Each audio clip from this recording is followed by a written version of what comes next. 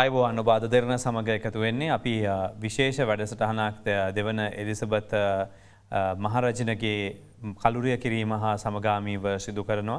මේ වැඩසටහන අතරතුර විවිධ අය වැඩසටහනේ ආරාධිතයින් විදියට සම්බන්ධ වෙලා සම්පත්දායකත්වය දක්වනවා. ඉතින් අපි ආරාධනා කළා අද දවසේ මේ වැඩසටහන සඳහා සම්බන්ධ වෙන්නට බ්‍රිතාන්‍ය මහරජන යටතේ තිබුණු පොදු රාජ්‍ය මණ්ඩලීය සංවිධාන ව්‍යුහ ගණනාවකත් වගේම තමයි දැනටත් චාල්ස් රජු යටතේ පවතින ආයතන ගණනාවකත් ප්‍රධානියෙක් විදියට කටයුතු කරපු අවුරුදු 35කට වැඩි කාලයක් බ්‍රිතාන්‍යයේ මේ ආයතනවල සේවය කරපු රටවල් ගණනාවක රාජතාන්ත්‍රිකයෙක් විදියට කටයුතු කරපු කෙනෙකුට අද ආරාධනා කළ අපේ වැඩසටහන සඳහා එකතු වෙන්න.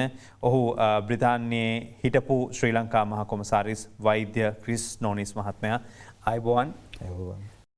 Dr. Chris Nonis is a doctor of medicine and has served on many Commonwealth institutions for over 35 years, including as trustee and deputy chairman of the Royal Commonwealth Society headquarters in UK, which hosted over 40 Commonwealth heads of state.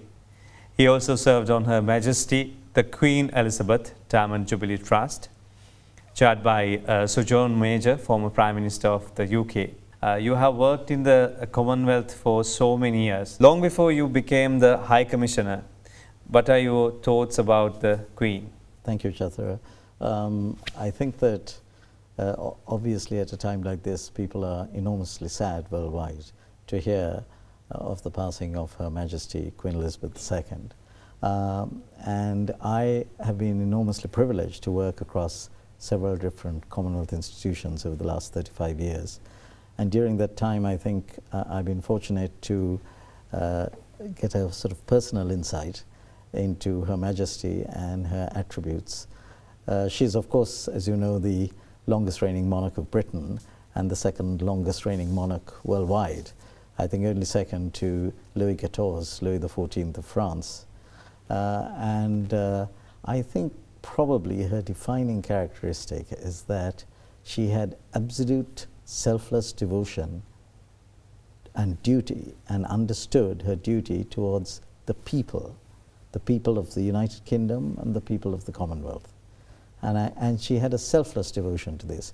If you really look at her history, when she was just at the tender age of 21, she declared that she would, however long or short her life would be, she would devote and dedicate her life to the service of the people and to the service of the Commonwealth. And what's amazing is that she did that right until the very end. You know, until the age of, even right until to the 90s, she was still working 40 hours a week. She was still seeing the Prime Minister weekly. She was still getting the dispatches from the Prime Minister and the government. And she was, and right until the age of 96, in fact, 2 days before she passed away, she met the new Prime Minister. So I think that's an absolutely remarkable achievement. And of course, as you know, she assumed the throne when her father, King George VI, passed away in 1952. And she was only at the tender age of 25.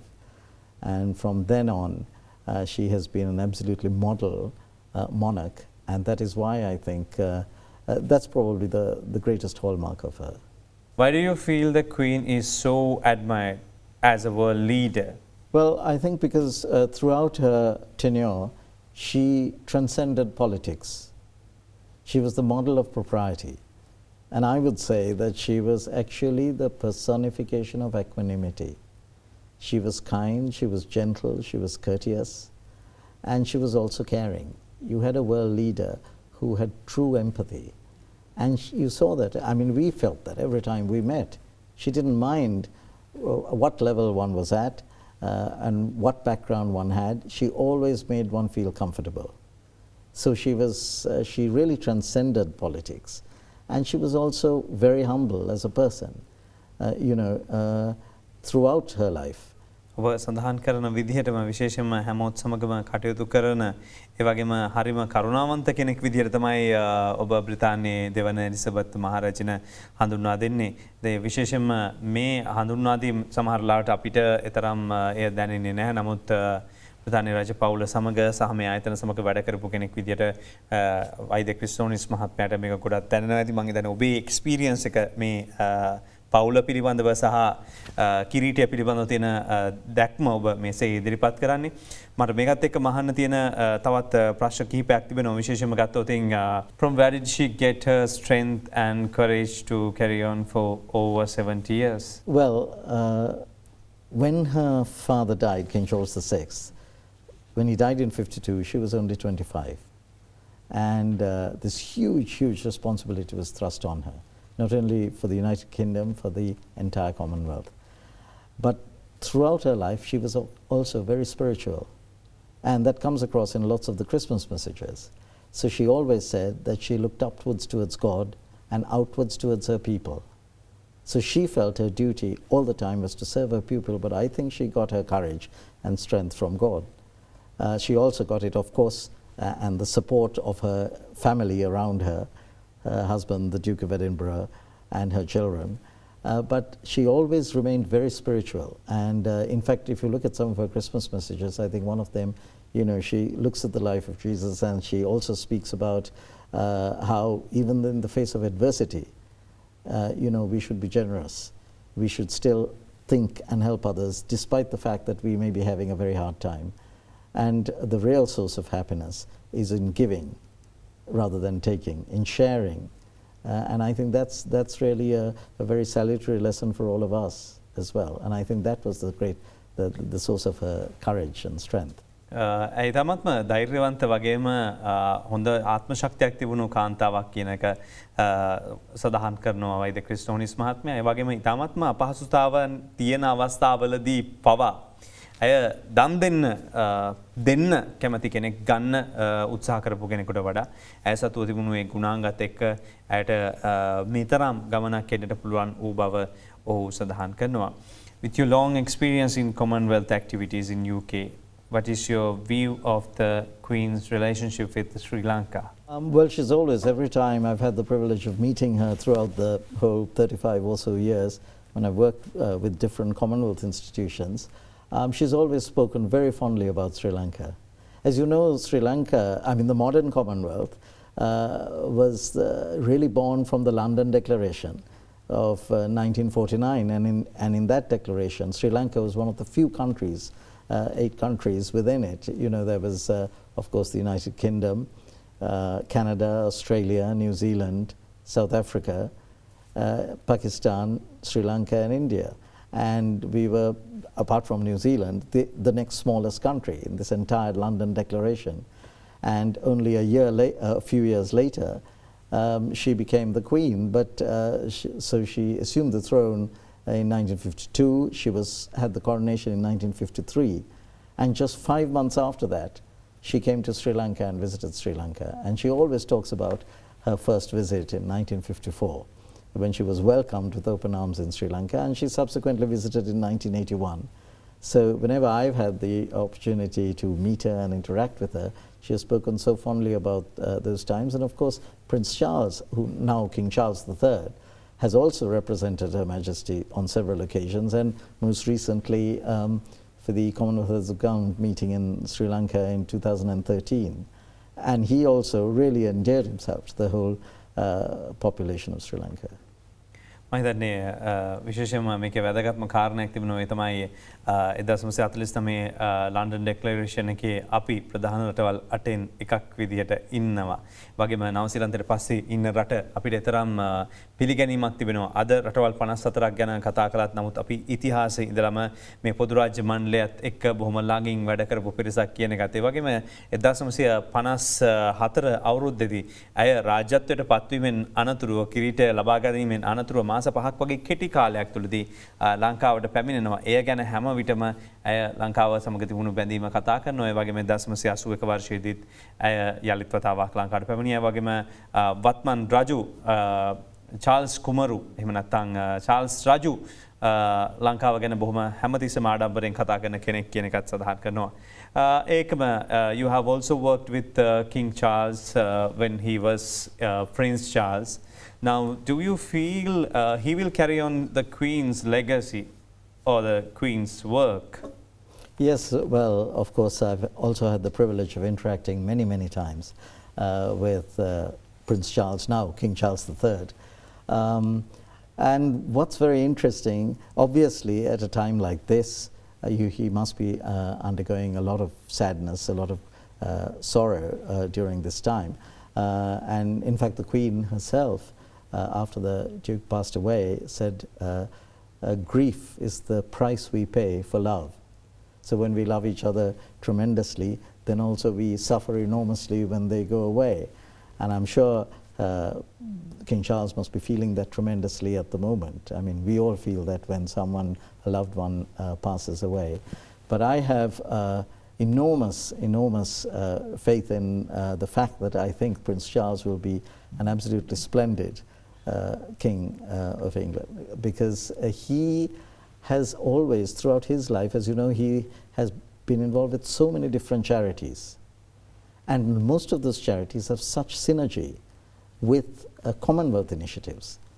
I mean, throughout his time, he's got involved with things about youth entrepreneurship, youth upliftment, even mature people's entrepreneurship, business in the community. Then he's also been involved with multi-faith fora to look at all the different faiths.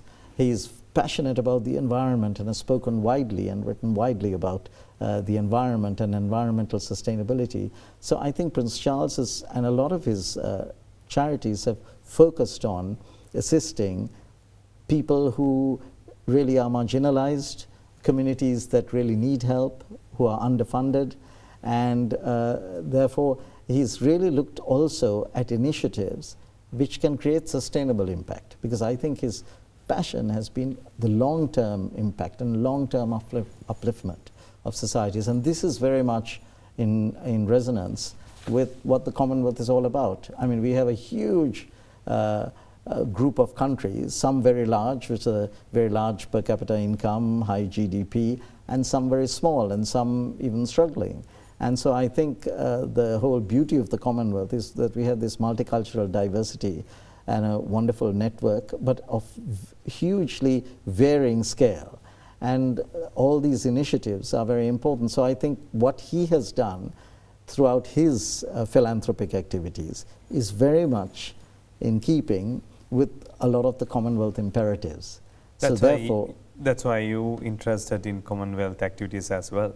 Absolutely. I mean, my interest, I was first a doctor of medicine, and I loved being a doctor of medicine, and my interest was to, firstly, to be able to help people, to, I guess, justify our existence. Why do we exist? Because we are here in order to be able, we are instruments to help others.